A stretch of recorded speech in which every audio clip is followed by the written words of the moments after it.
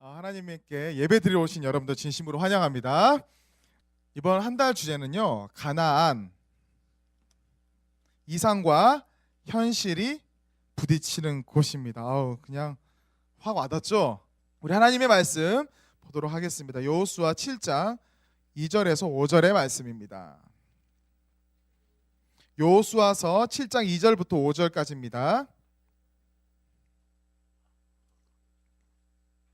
저와 여러분이 교독하겠습니다. 제가 먼저 2절을 읽겠습니다.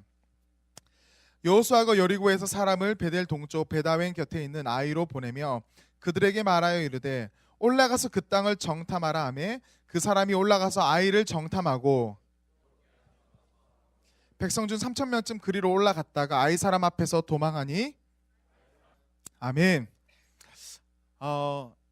수련회 가서 어떤 청년과 이런 나눔을 했습니다. 수련회 오면 참 좋은데 사실은 그거 수련회에서 받은 은혜를 삶 속에서 적용하려고 하니까 정말 힘들다, 부딪힌다, 정말 어렵다, 그런 이야기를 들었습니다. 그때 하나님께서 저에게 3월 달에는 이런 부분에 대해서 청년들과 나눠야 되겠다라는 마음을 주셨고요. 또 기도하면서 말씀을 준비했습니다. 그 3월의 말씀이요, 근데 오늘부터 시작해서 3주 동안 이어질 건데 이 3주가 다 연관이 있어요. 그래서 오늘 듣다가 궁금증이 생기면 그게 다음 주에 아마 나올 수 있을 거고 마지막까지 3주 동안 여러분들 잘 들으셨으면 좋겠습니다. 사실은 처음에 개론적인 이야기, 왜 우리는 이상과 현실에서 부딪힐까부터 이야기를 하려고 하다가 그것을 일부러 맨 끝으로 가지고 갔고요. 드러나는 현상들에 대해서부터 이야기하고 마지막에 이제 근본적인 이야기들을 마지막 제주에 하도록 하겠습니다. 여러분들이 이상과 현실 부딪히는 경험을 지금 하고 있나요? 하죠. 많이 해요. 네, 취업 준비생들은 또 취업 현실이죠. 그리고 어떤 거를 선택할 때 우리 현실에 부딪힙니다. 신앙적으로는 되게 이상을 품으면서 내가 꿈을 실현해 나가고 싶지만 현실에 어떤 그 어려움들이 있다라는 거죠. 실제적으로 취업을 하는데 신앙생활 잘할 수 있는 200만 원 월급으로 취업을 할까? 신앙생활을 거의 하지 못하는 1,000만 원으로 월급 1,000만 원의 회사를 선택할까? 당연히 후자를 말하는 것 같은데 여러분들 표정은 네, 충분히 200만 원, 210만 원이면 갈등을 잘 하지 않아요. 그럴 때는 200만 원 선택하면서 믿음이 되게 좋은 것 같아요, 스스로가. 맞잖아요. 근데 사실 우리들은 그렇게 갈등하지 않아요. 여기가 되게 좋을 때 갈등하게 되는 거예요. 전적으로 하나님의 은혜를 말하지만 사실은 비교했을 때 별거 아니니까 그렇게 우리가 쉽게 거절하겠지만 진짜로 현실과 부딪힐 때는 그게 아니라는 거예요. 정말 아니라는 겁니다. 어떤 청년이 그러더라고요. 자기는 대학교 가면, 여기 있는 청년 아니에요. 어떤 청년이 그랬어요. 되게 교만한 청년인데 그 청년이 대학교 입학을 하면서 학교에 그 운동장이 있잖아요. 운동장 벤치에 앉아 있으면서 이곳에서 내가 곧 킹카가 되겠구나 이런 생각을 했대요. 누군지 모르겠지만 저는 누군지 알죠. 누가 그런 생각을 했대요. 근데 단 한 번도 사귀지 못했대요. 대학 4년 동안. 진짜로. 이상과 현실은 다르다라는 거죠. 대학교 가면 수많은 미팅과 그 속에서 막 로맨틱이 쏟아져 나올 것 같지만 시험과 압박과 토익과 막 그런 이야기들. 또 취업하면 뭔가 또 나올 것 같지만 취업했을 때 오늘 아로 형제가 저한테 그랬어요. 내일을 생각하기 싫은데 계속 내일이 생각난다고. 주말을 느끼고 싶은데 즐기고 싶은데 월요일에 계속 생각난다고. 이게 또 현실인 거죠. 일반 사원에서는 또 내가 좀 진급을 하면 좀 나아질 것 같지만 또 아닌 거예요. 그 드라마 미생을 보면요, 미생은요, 제가 봤을 때 그 드라마, 저 미생을 거의 다 봤거든요. 미생을 보니까 처음에는 그 계약직 사원만 힘든 줄 알았어요. 근데 계약직 사원이 바라는 그 정직원, 또 그 이상의 또 과장, 부장들도 다 삶에 그 고뇌들이 있더라고요. 그러면서 정말 우리가 꿈꾸는 세상은 이루어지는 건가? 정말 현실에서는 우리가 어떻게 또한 신앙생활을 해 나갈 수 있는가라는 거죠. 여러분들 수련회 끝나고 만약에 여러분들 수련회를 다 참석했다고 생각하세요. 다. 예를 들어서 다 참석을 했어요. 오늘이 수련회예요. 되게 은혜를 받았어요. 막 평소보다 기도도 되게 많이 하고요. 근데 내일이 시험이에요. 기말고사예요. 내일이 기말고사예요. 그러면 여기 다음 주가 기말고사예요. 수련회가 끝나고 나서 일주일 뒤면 다들 그 다음 주도 출석을 해요. 수련회 때 받은 은혜가 있기 때문에, 양심의 가책이 있기 때문에 수련회 참석했다라는 가정하에 다음 주 월요일이 시험이라 하더라도 그 다음 주에 주일을 빠지지 않아요. 그런데 수련회 끝나고 한 몇 달 지나고 시험이 오잖아요. 수련회 때는 분명히 내 삶의 우선순위를, 예배를 절대 내가 포기하지 않겠다, 뭐 하나님의 영광을 위해서 내 비전을 꿈꾸겠다 하지만 막상 시간이 지나다 보면 그렇지 않다라는 거죠. 현실은 어때요? 내가 평소에 공부하지 않았던 현실도 좀 있고요. 옆에 주변에 또 열심히 하는 사람들도 있고. 마찬가지입니다. 그 직장 생활도 마찬가지예요. 영업을 뛰다 보면 뭐 좋지 않은 선을 넘어서야 되는 경우들도 좀 있어요. 그렇죠. 그런 이렇게 봉투도 좀 주고요. 누구한테 물어볼 사람이 없네요. 다들 찔릴까봐. 그래서 좀 이렇게 잘 대접해야지 뭔가 나하고 계약이 잘 될 것 같은 거예요. 근데 고리타분한 사람, 너무 애표험적인 사람한테는 계약이 잘 안 될 수도 있어요. 우리는 거기서 어떤 걸 선택할 것인가? 거기 미생이란 드라마에 그 중국에서 그걸 뭐라고 하더라? 관시인가? 관시 맞죠? 그래, 그 어쨌든 뇌물로 이렇게 하는 것. 근데 그 주인공이 그걸 안 하려고 하는 거예요. 안 하려고 하니까 부딪히는 거죠. 그게 우리 삶의 현실, 우리가 말하는 현실이라는 거죠. 우리 많이 부딪힙니다. 이상과 현실. 여러분들이 꿈꾸는 이상, 유토피아는 어떤 세상인가요? 여러분들이 꿈꾸는 세상은 어떤 세상인가요? 그리고 여러분들은 어떤 현실과 부딪히나요? 제가 중산공원에 갔습니다. 중산공원에 딸 2명과 아내와 갔습니다. 딸이 철봉 매달리기를 저한테 요청을 했습니다.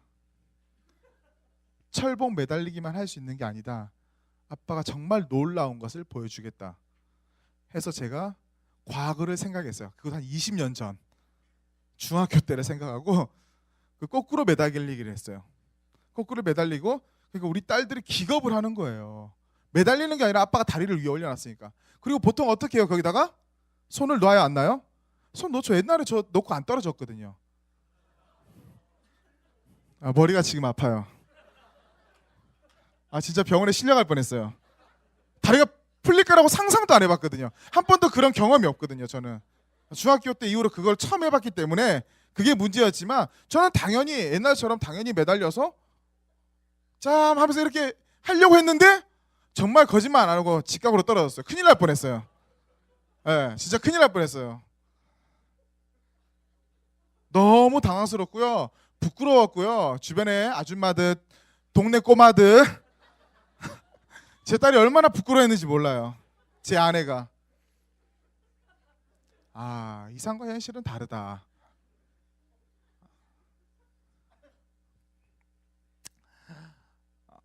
이스라엘 백성들이 이집트에서 탈출했잖아요. 탈출하면서 그 목적지가 어디냐면 가나안 땅이에요. 근데 그 가나안 땅을 어떻게 표현했냐면 젖과 꿀이 흐르는 땅이라고 성경은 표현하고 있습니다. 젖과 꿀이 흐르면 좋은 건가요? 안 좋은 건가요? 되게 좋은 거죠. 그리고 이집트는 내가 종으로서 있었던 장소이기 때문에 거기를 벗어나서 내가 젖과 꿀이 흐르는 그 가나안 땅에 간다라는 그 놀라운 기대가 있다는 거죠. 그리고 이집트에서 나올 때 그냥 나온 게 아니에요. 10가지 재앙이, 그 홍해가 갈라지는 것들을 보면서 지금 그리로 전진하고 있다는 거죠. 물론 이스라엘 백성들이 정탐을 하고 왔을 때 부정적인 보고를 했었어요. 총 12명이 정탐 보고를 했는데 10명이 그 땅 만만치가 않다라고 보고했고 2명만이 아주 긍정적인 보고를 했습니다.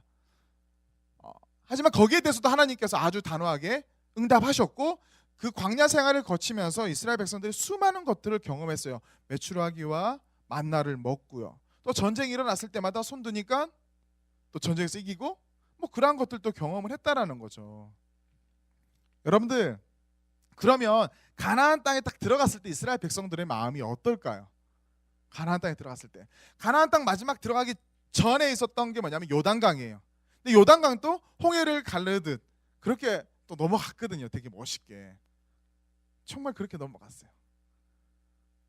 하나님에 대한 기대가 분명히 있을 거예요. 이제까지 하나님께서 이끌어 주셨던 그것들을 생각하면 기대가 있을 거고, 또 하나는 뭐냐면 현실의 무게감을 느낄 거예요. 이스라엘 백성들이 요단강을 건너자마자 가장 먼저 부딪힌 그 성의 이름은 여리고성이에요. 따라서 여리고성. 이 여리고성은요 아주 큰 성입니다. 보통 옛날에 고대 도시들이 강가에 해변가에 이렇게 많이 이제 세워졌잖아요. 그렇듯이 요단강 건너편에 있는 여리고가 상당히 큰 성이에요. 아주 큰 성입니다. 그 이스라엘 백성들이 처음에 정탐하고 왔을 때 부정적인 보고를 했던 아주 그러한 사람들이 모여 있는 곳이 여리고예요. 이스라엘 백성들의 입장에서는 무너지지 않을 것 같은 그런 곳이 여리고라는 거죠. 그런데 하나님께서 그 여리고를 무너뜨릴 방법을 제시하십니다. 어떤 방법이냐면 하루에 한 바퀴씩 그 여리고성을 돌라는 거죠. 침묵으로. 그리고 마지막 날에는 총 7바퀴를 돌고 외치라는 거예요. 여러분들 그 방법대로 하라고 하면 여러분들 할 수 있겠어요? 쉽지 않다라는 거예요. 사실 하나님께서 제시한 방법은요 말도 안 되는 방법이에요. 내가 생각하기에 하나님 무슨 우리한테 뭐 대포를 주는 것도 아니고 무식한 담대함을 주는 것도 아니고 이거는 그냥 성을 돌라라뇨. 그것도 하루에 한 바퀴씩. 하루에 한 바퀴씩. 말도 안 되는 방법을 제시합니다. 그게 하나님의 방법이에요. 그런데 이스라엘 백성들이 거기에 순종을 했어요, 안 했어요? 순종을 했다라는 거죠. 순종을 하자 마지막 날에 여리고성이 무너져 내렸습니다. 무너져 내렸죠. 그리고 여리고를 정말로 정복하게 됩니다. 아주 손쉽게, 말도 안 되는 방법으로 손쉽게 정복을 합니다. 근데 그때 하나님께서 점령 조건을 하나 내걸으셨어요. 뭐라고 하냐면 전리품을 하나도 남기지 말고 여호와의 곳간에 두라고 말합니다. 전리품, 그러니까 보통 일반적인 고대 전쟁에서는 전리품을 전쟁에서 상대방이 가지고 있는 그것들을 획득하는 게 전쟁에서 승리의 가장 큰 열매인데, 그거를 하나님께서 첫 번째 전쟁에서 그걸 막으신다라는 거죠. 왜 막으셨을까? 그것은 곧 하나님이 이 전쟁을 이끄셨다라는 것을 알리기 위해서 그렇게 하셨습니다. 여호수아서 6장 17절 19절 말씀 보여주시기 바랍니다. 다 같이 읽겠습니다. 시작. 이 성과 그 가운데 있는 모든 것은 여호와께 온전히 바치되 기생 라합과 그 집에 동거하는 자는 모두 살려주라. 이는 우리가 보낸 사자들을 그가 숨겨 주었음이니라. 너희는 온전히 바치고 그 바친 것 중에서 어떤 것이든지 취하여 너희가 이스라엘 진영으로 바치는 것이 되게 하여 고통을 당하게 되지 아니하도록 오직 너희는 그 바친 물건에 손대지 말라. 은금과 동철 기구들은 다 여호와께 구별될 것이니 그것을 여호와의 곳간에 드릴지니라 하니라. 네, 하나님께서 가나안을 여리고성을 점령하기 전에, 정복하기 전에 이러한 명령을 하셨어요. 그거 가지고 괜히 너희들이 고통당하지 마라. 그리고 이스라엘 백성들은 전쟁 방법에 있어서는 순종을 하고 정말 여리고를 정복하게 됩니다. 여러분들 말도 안 되는 상대를 한번 이겼다 생각해 보세요. 기분이 어떨 것 같아요? 되게 좋지 않을까요? 정말로 거대한 상대를 이겼을 때 기분이 되게 좋을 거라는 거죠. 여리고를 정탐한 백성들의 마음은 어떠했을까? 오늘 보면 그 다음이에요. 여리고성에 이스라엘 백성들이 있는데 그 다음 전진해야 될 성의 이름은 뭐예요?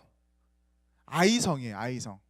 아이성이에요. 성 이름이 아이성인데 우리 그런 아이는 아니죠.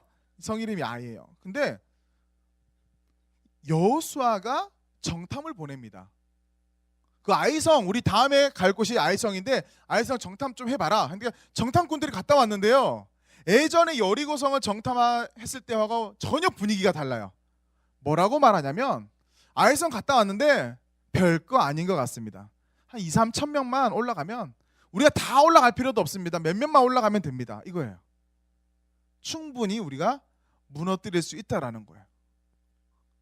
왜냐하면 거대한 성, 지금 여리고도 무너뜨렸는데 뭐 작은 성 아이쯤이야 아무것도 아니라는 거죠. 고동을 셀 하나면 충분하다라는 거야. 우리로 따지면 그냥 소수만 가서 충분히 전쟁에서 이길 수 있는 정도입니다라는 겁니다. 그리고 약 3,000명쯤, 거기서 아주 많은 숫자는 아니에요. 약 3,000명쯤의 소수의 인원이 올라갑니다. 근데 그 결과가 어떠냐면 패배했다라는 거죠. 아주 처참하게. 약 36명이 죽고요. 다 도망갔다라는 거예요. 도망갔는데 성경에 뭐라고 나오냐면 그들의 마음이 물같이 되었도다. 물같이 되었도다라는 거죠. 우리는 여기서 우리가 겪는 현실과 이상에 대해서 한번 생각해 볼 수 있습니다. 여리고성은, 그 큰 여리고성은 이겼는데 왜 이 작은 아이성은 점령하지 못했을까? 왜 점령하지 못했을까? 전 두 가지로 봅니다.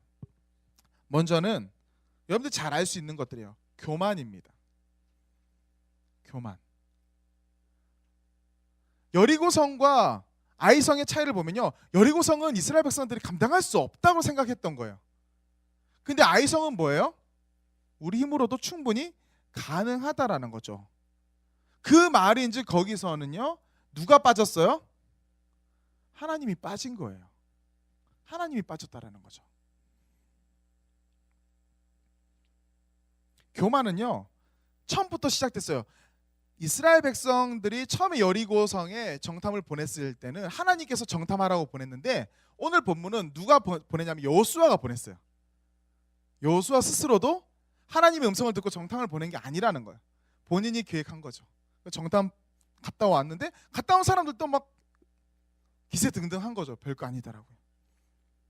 하나님의 개입이 없던 전략, 내가 할 수 있다. 우리 되게 멋진 말이잖아요. 우리 청년들 되게 좋아하는 말이잖아요. 청소년들 되게 좋아하는 말이잖아요. 수험생들 맨 앞에 붙여놓잖아요. 나는 할 수 있다. 나는 할 수 있다. 막 그 있잖아요. 도전 주는 그 강사들 보면요, 따라해보라고 하면서 나는 할 수 있다 막 해요. 나는 할 수 있다.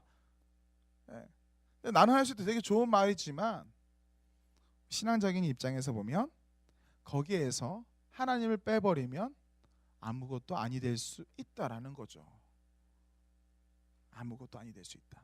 저희가 5월 달에 이제 청년 설계 시즌 2를 할 거예요. 그때는 이제 총 이제 4주간 특별 예배를 드릴 텐데, 한 2번은 이제 가수들이 오고 한 번은 이제 어떤 크리에이터 분이 한 분 오는데, 그분이 이제 크리에이터 이제 토크 하실 분인데, 그분이 예전에 복음 광고라는 것을 많이 했었어요. 지금도 하고 있는데, 그 중에 하나가 제가 예전에 설교할 때 했던 이야기예요. 100에서 1을 빼면 뭐라고요?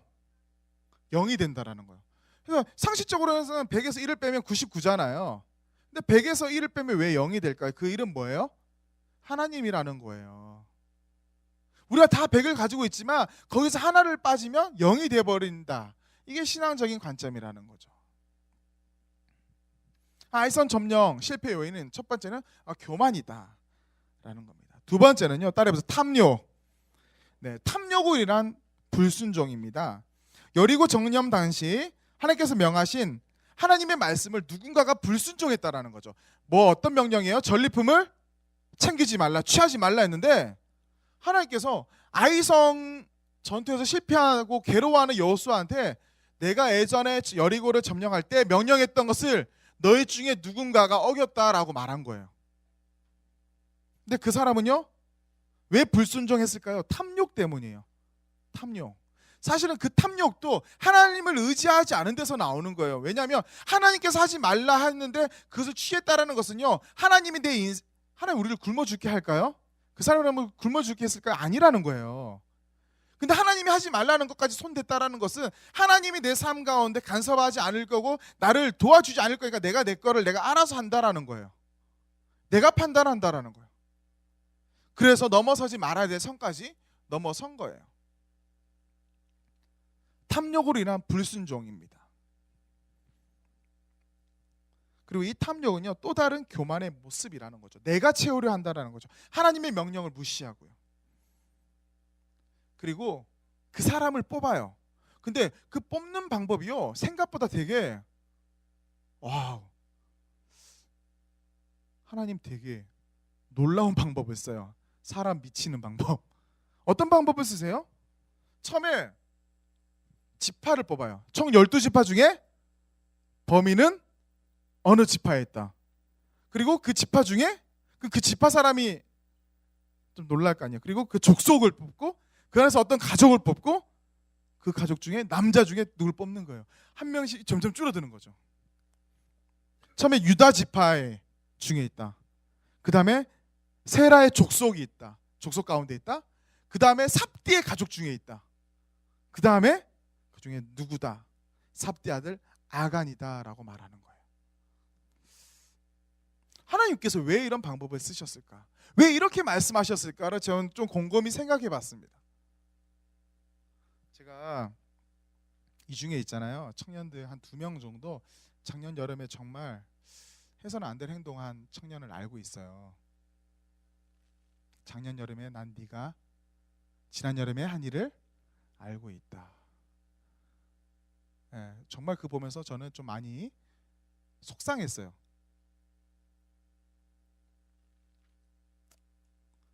브릿지 중에 있어요.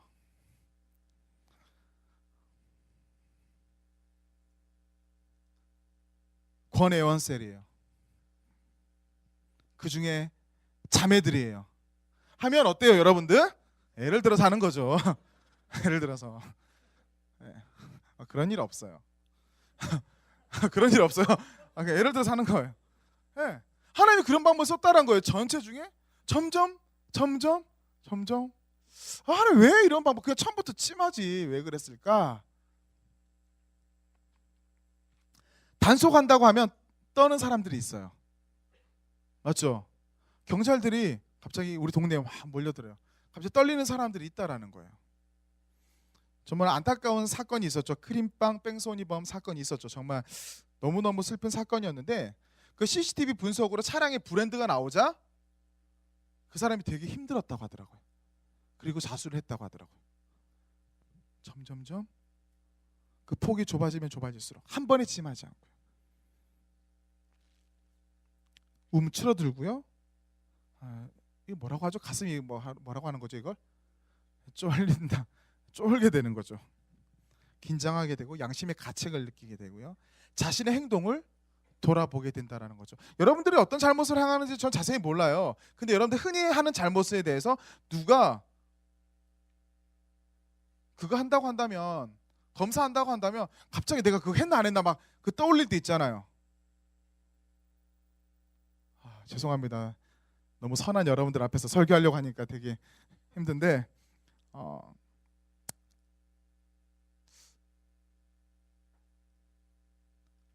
여기서 혹시 이 영화 같은 거를 불법 다운로드 해보신 지체 있나요?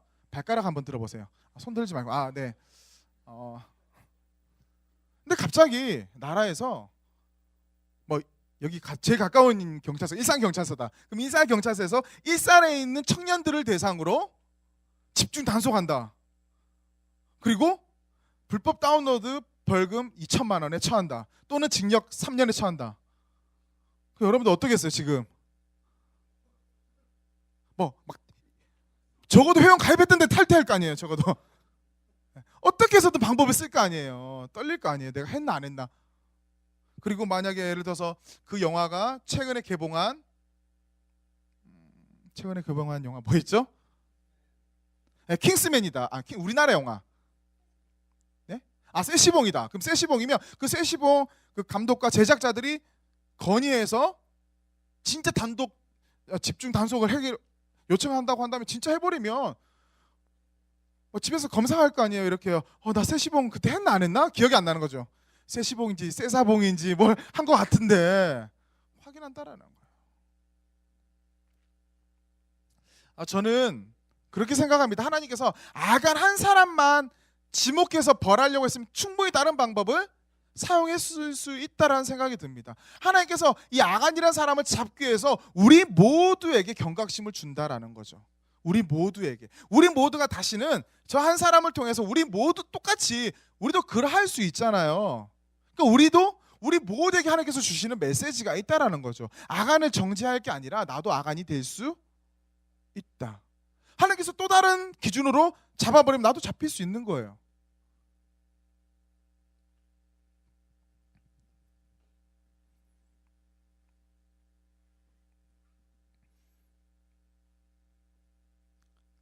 죄인된 아간을 뽑는 그 하나님의 방법을 보면서 하나님께서는 우리 모두가 깨어 있기를 간절히 원하고 계시다라는 것을 알 수가 있습니다. 단 한 사람의 교만과 단 한 사람의 불순종으로 설마 이제 아이성이 망한 게 아니라는 거예요. 이스라엘의 부패로 이야기하는 거예요, 지금. 그리고 이 아이성 점령에 대한 이야기는 여기서 끝나지 않고요. 이스라엘 백성들이 회개하고 그 아간을 또 하나님의 뜻대로 벌하고 나서 하나님께서 다시 아이성을 정복할 수 있는 방법을 제시합니다. 그리고 하나님께서 뭐라고 말씀하시냐면 두려워하지 말라, 놀라지 말라 말씀하십니다. 여호수아서 8장 1, 2절의 말씀을 한번 보도록 하겠습니다. 우리 1절 형제들이 읽고요, 2절 자매들이 읽겠습니다. 시작. 여호와께서 여호수아에게 이르시되 두려워하지 말라, 놀라지 말라, 군사를 다 거느리고 일어나 아이로 올라가라. 보라, 내가 아이 왕과 그의 백성과 그의 성읍과 그의 땅을 다 내 손에 넘겨 주었으니.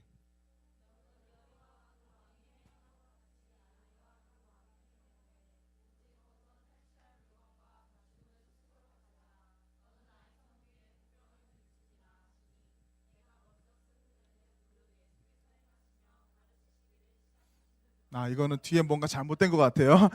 이거 뭐 저건 하시니까지만 합시다. 보병을 둘지니라 하시니. 보세요. 여리고와 그 왕에게 행한 것 같이 하라 했어요. 그 말인즉 나한테 전적인 신뢰를 가지고 행하라는 거예요. 그리고 차이가 있습니다. 어디 갔죠? 말씀 띄워주세요. 네. 탈취한 물건과 가축을 뭐라고 했어요? 스스로 가지라는 거예요. 하나님께서 우리를 향해서 막 안 주려고 하지 않는다라는 거예요. 내 영혼이 채워지길 원하고 내 삶이 하나님 은혜 가운데 또 부여지길 원하는 거죠. 그게 하나님의 뜻이에요. 근데 우리가 그걸 의심하는 거예요. 계속 내가 지금 힘드니까. 아간이 저렇게 굳이 안 했어도 하나님께서는 아이성에서 줄 거라는 거예요. 근데 여리고에서는 하나님께서 왜 그걸 명하셨냐면 정확하게 너희가 이 일을 행하신 이가 누구인지를 기억하라는 거예요. 기억하라는 거죠. 가나안 땅, 젖과 꿀이 흐르는 땅이라고 하는데요. 이렇게 설명할 수 있습니다. 가나안 땅은요, 이제 넘겨주셔도 돼요. 따라해 보십시다. 하나님의 우리를 향한 적극적인 개입이 있는 곳.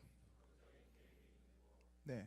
가나안 땅은요, 하나님이 우리를 향한 적극적인 개입이 있는 곳이 가나안 땅입니다. 다음 주, 다다음 주에 또 이야기하겠지만 가나안 땅을 과연 우리가 공간의 장소로 이해해야 되는 것인가? 과연 가나안 땅은 제한된 어떤 공간을 이야기하는 것인가? 아니면 또 다른 뭔가를 의미하는 건가? 가나안 땅이라고 할 수 있지만 사실은 가나안의 시간적인 개념에서도 우리가 또 볼 필요가 있거든요. 사실은요. 무슨 말인지 모르면 다음 주에 꼭 오시고요.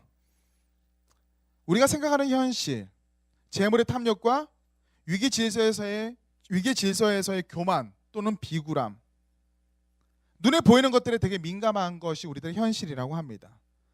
하나님께서 우리에게 원하는 현실을 살아가는 방법은 보세요. 보이는 상황 속에서 보이지 않는 하나님을 신뢰하는 겁니다.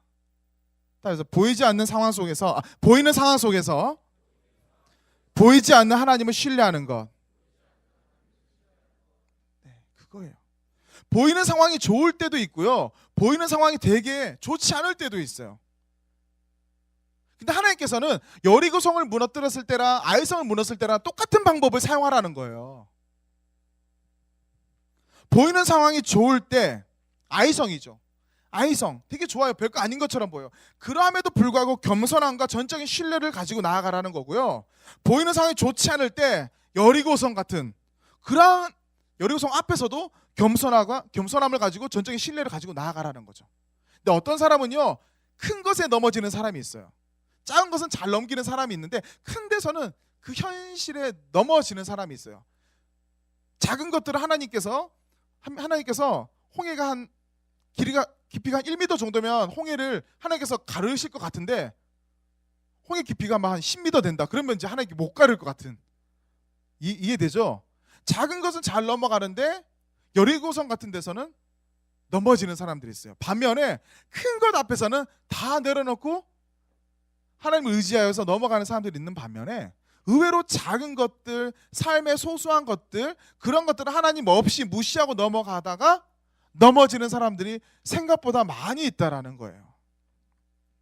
오늘은 그 두 번째 이야기입니다. 마귀가 그 졸개들을 모아놓고 사람을 죄짓게 하는 방법에 대해서 열심히 훈련시켰다고 합니다. 근데 그 마귀가 가르치는 내용 중에 가장 으뜸이 가는 것이 바로 이것이라고 합니다. 언제나 사람을 유혹할 때는 그것에 대해서 옳다, 아니다, 그렇게 하지 말라, 이래서는 안 된다, 나쁘리니까 어디까지나 나쁘다라는 것, 죄송합니다, 이래서는 안 된다, 나쁜 일은 어디까지나 그 사람들도 나쁘다는 것을 다 안다, 그러니 이렇게 유혹해라, 딱 한 번만, 딱 한 번만. 늘 그렇게 하라는 것이 아니다. 늘 먹으라는 것도 아니다. 늘 빠지라는 것도 아니다. 딱 한 번만 이렇게 해서 넘어지면 그는 끝나는 것이다. 이런 이야기가 있더라고요. 그 다음부터는 아주 일이 성공적으로 진행될 거다라는 거죠. 딱 한 번만. 딱 한 번만 우리가 하나님을 잊어버리지 않는다. 딱 한 번만 하나님 없이 한번 살아보지. 딱 한 번만 뭐 이 정도쯤이야 하고 가다가 어느 순간에 넘어져 버린다라는 거죠. 상황의 어려움이요, 크고 작은 것이 사실은 그렇게 중요한 것은 아닙니다. 어떠한 상황 속에서도 하나님의 말씀에 순종하는 것이 중요합니다. 큰 돌만이 우리를 가로막는 게 절대 아니라는 거예요. 작은 돌에 우리는 많이 넘어진다라는 겁니다. 넘어지는 거, 큰 바위 앞에서 넘어지는 사람이 있어요? 울산 바위에 걸려 넘어진 사람이 있어요? 없죠? 예, 동네 이름 모를 작은 돌 하나에 우리는 넘어진다라는 거예요. 이 말은 사소한 잘못에 율법적으로 대응하라는 뜻이 아닙니다, 여러분들.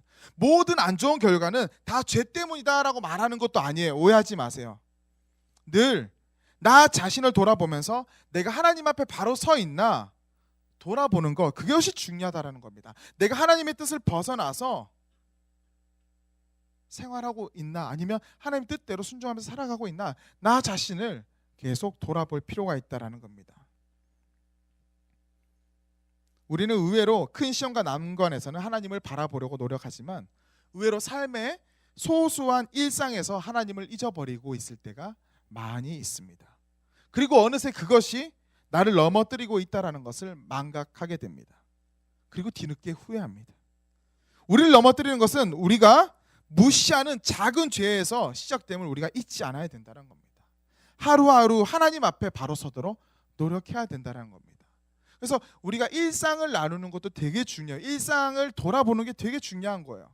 내가 특별한 게 없었던 이 일상이요, 오히려 나를 넘어뜨릴 수 있다라는 거예요. 특별한 게 있으면 특별한 기도 제목을 내놓잖아요, 청년들도요. 근데 특별한 게 없는 이때 왜 특별한 일이 왔을 때 내가 넘어질까? 특별하지 않는 그 일상 가운데 내가 하나님과 함께 하지 않았기 때문에 어떤 장애물이 왔을 때 내가 넘어질 가능성이 크다라는 거죠. 여러분들 하나님 앞에서 바로 서도록 노력하면서 성령의 충만함으로 하나님의 뜻을 구하는 정말 믿음의 청년들 되기를 하나님의 이름으로 간절히 축복합니다. 작은 돌, 나를 넘어뜨린 작은 돌은 무엇이었는지, 이 정도쯤이야 쉽게 점프하고 넘어갈 수 있지라고 생각했을 때 그렇지 못하고 나를 넘어뜨린 것은 무엇인지 한번 우리가 이상과 현실이 부딪혀서 내가 넘어졌을 때요, 그 현실이 생각보다 무겁고 힘든 것에 내가 넘어질 경우도 있지만 의외로 그 현실이 내가 너무 교만해서 내가 별거 아니라고 생각했기 때문에 넘어지는 경우도 되게 많다라는 거예요. 작은 것 하나하나 하나님의 뜻에 순종하면서 나아가는 여러분들 됐으면 좋겠습니다. 이 시간 우리 함께 기도하고 마치도록 하겠습니다. 이 시간 반주 한번 해주세요. 이 시간 기도할 때 제가 3주 동안 이상과 현실에 관한 이야기들을 좀 하려고 합니다. 분명히 이상과 현실은 부딪히게 되어 있어요, 사실은요.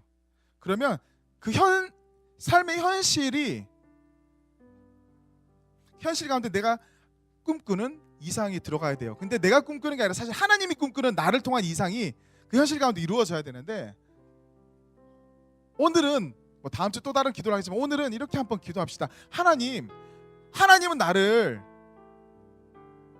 여리고를 무너뜨렸듯이 아이성도 무너뜨리고 그렇게 나를 승리의 길로 인도하셨는데, 혹여나 내가 하나님 없이 살려고 하고, 혹 내가 내 힘으로만 하려고 하고, 혹 작은 돌이라고 생각해서 별거 아니라고 생각해서 쉽게 지나쳤던 죄들이 있는지, 넘어섰던 것들이 있는지 돌아보면서 하나님의 뜻에 순종하며 살아가길 원합니다. 그러한 자 되게 하여 주시옵소서 기도했으면 좋겠습니다.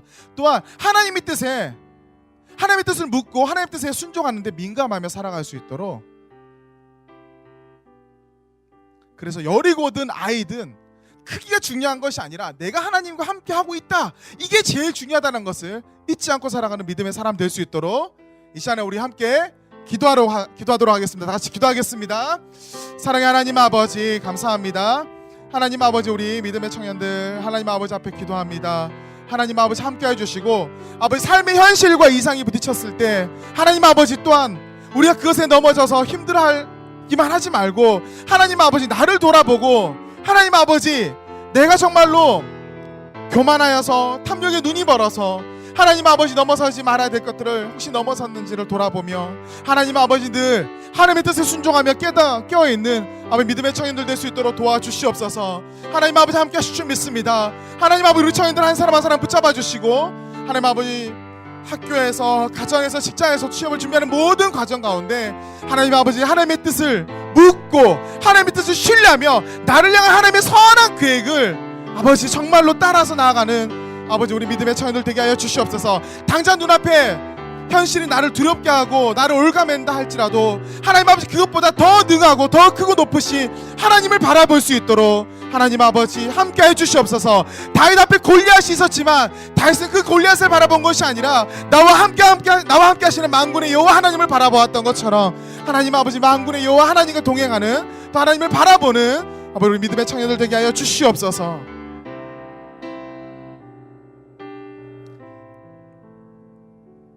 이 시간에 기도할 때 한 가지만 더 기도하겠습니다. 좀 더 내가 처한 현실을 두고 기도했으면 좋겠어요. 우리 학생들은 이제 3월이니까 학교 개학을 하고 또 신입생들이 입학을 하게 되잖아요. 분명히 여러분들 이상을 꿈꾸지만 또 그 안에서의 또 문화들은 또 여러분들 어떻게 힘들게 할지, 또 어떻게 흔들지 몰라요. 뭐가 제일 중요하냐면 여러분들이 그 가운데서 하나님 뜻대로 순종하는 게 제일 중요해요. 하나님의 뜻 안에서 내가 행복하고, 하나님 뜻 안에서 내가 공부하고, 하나님 뜻 안에서 꿈을 이루어가는 것. 하나님의 뜻을 배제하면 안 돼요. 거기에 모든 관계 속에서도 하나님 뜻 안에서 내가 정말 교우들과 관계할 수 있도록, 잘할 수 있도록 하나님, 내가 현실 가운데 하나님과 동행하게 해달라고 기도했으면 좋겠고, 또 우리 직장인들은 마찬가지예요. 회사에서 주일에만 크리스찬이 아니에요. 주일에만 그리스도인이 아니에요. 근데 이렇게 대답하는 청년들이 많아요. 네, 주일에만 그리스도인은 아닙니다. 그런데 주중에는요 그리스도인으로 살아가기가 너무 힘듭니다. 아니, 그리스도인이 아니라 일반인으로서도 살아가기 힘들다라는 거예요. 그냥 여러분들, 답은 하나님이 여러분과 함께 할 때 여러분들이 그곳에서 승리할 수 있다라는 거예요. 제가 전할 수 있는 건 딱 그거예요. 이미 너무 많은 상처와 그 무게감 때문에 포기하게 된 우리 그런 청년들이 있다면 하나님 다시 내게 힘을 달라고 기도했으면 좋겠습니다. 회사에서, 직장에서, 가정에서 내가 또 승리할 수 있도록, 또 우리 취업을 준비하고 다시 또 수능을 준비하는, 또 도전하는 우리 청년들이 있을 거예요. 그 누구보다도 무거울 거예요. 그리고 그 누구보다도 이상을 꿈꿀 거예요. 여러분들 지금 그 소망함이 하나님 뜻 안에서 이루어지기를 기도했으면 좋겠고요. 공부가 잘 되도록 기도했으면 좋겠고, 취업이 잘 되도록 기도했으면 좋겠습니다. 또한 그 기도뿐만 아니라 잘 되었을 때 정말 나와 지금 함께 하시는 하나님을 잊지 않도록 지금부터 기도로 준비했으면 좋겠어요. 이 시간에 각자 자신의 처한 그 상황을 두고 이 시간에 마지막으로 함께 기도하도록 하겠습니다. 다 같이 기도합니다. 사랑의 하나님 아버지, 간절히 기도합니다. 하나님 아버지, 정말로 새 학기를 맞이하여서 개학하는 청년들이 있고, 또 하나님 아버지 신입생으로 들어가는 청년들이 있으며, 또 재수를 하고 다시 수능을 준비하는 이들이 있습니다. 하나님 아버지, 또 직장 다니는 청년들이 있고 취업을 준비하는 청년들이 있습니다. 아버지, 각자의 삶에 놓인 무게감들이 있습니다. 하나님 아버지, 홍해와 같이 정말 우리의 삶을 가로막는 정말 거대한 아버지 장애물들이 있는 것 같습니다. 하나님 아버지, 그러나 정말 홍해를 가르시는 정말로 길 없는 곳에 길 대신 그 예수님을 의지하게 하여 주시고, 하나님 아버지 정말로 공부하는 학생들에게 지혜를 주시고 명철함을 주시고, 또 하나님 아버지 누군가를 만나서 교제하고 교우관계를 해야 되는 이들에게는 정말 하나님 아버지 좋은 성품과 또 관계적인 아버지 은혜를 허락하셔서 정말 하나님 아버지 그들을 통해서 아름다운 관계들이 이루어질 수 있도록 도와주시며, 하나님 아버지 직장에서 또 치열한 삶을 살아가는 우리 모든 형제 자매들 가운데 하나님 아버지 함께 하셔서 그곳에서도 정말 예수님처럼 빛과 소금의 역할들을 잘 감당해 나가는 정말 우리 믿음의 청년들 될 수 있도록 도와주시옵소서. 하나님 아버지 막혔던 일들이 풀어지게 하여 주시고, 하나님 아버지 우리가 정말로 온전히 하나님께 영광 올려드릴 수 있도록 하나님 아버지 우리들 가운데 늘 함께 하여 주시옵소서. 하나님 아버지 우리가 또한 잘 되었을 때 정말 우리가 하나님을 잊지 않게 하여 주시고, 하나님 아버지 정말 힘들 때 하나님께 기도했던 것처럼 잘 될 때도 하나님을 잊지 않고 기도하며 나아가는 아버지, 정말로 아버지 하나님 아버지 그러한 우리 청년들 될 수 있도록 도와주시옵소서. 하나님 아버지, 사랑의 하나님 아버지, 2015년이 2달이 지났고, 지난 2달 동안 하나님 아버지 우리를 예배의 자리에 늘 꾸준하게 오게 하시고, 또 하나님 아버지 우리를 포기하지 않으심에 감사드립니다.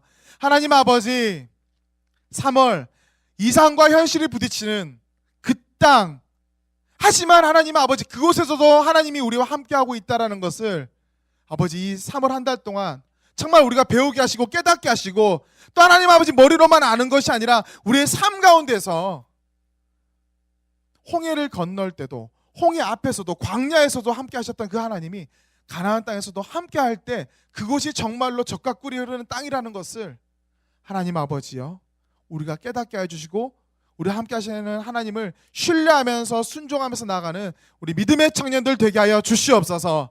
하나님 아버지, 주일이 지나고 또 내일이면 우리들의 삶의 일상으로 돌아갑니다. 일상이 주일과 분리되지 않게 하여 주시고, 그 일상 속에서도 그 매일매일이 하나님과 동행하는 은혜로운 시간들 될 수 있도록 하나님 아버지 붙잡아 주시옵소서. 우리 청년들 통해서 하나님의 살아계심이 드러나게 하시고, 하나님 아버지 청년들이 다윗처럼 나와 함께 하시는 하나님을 잊지 않고 나아갈 수 있도록 하나님 아버지 이 시간 하나님과 함께 이 예배당을 나아갈 수 있도록 우리 청년들 가운데 함께하여 주시옵소서.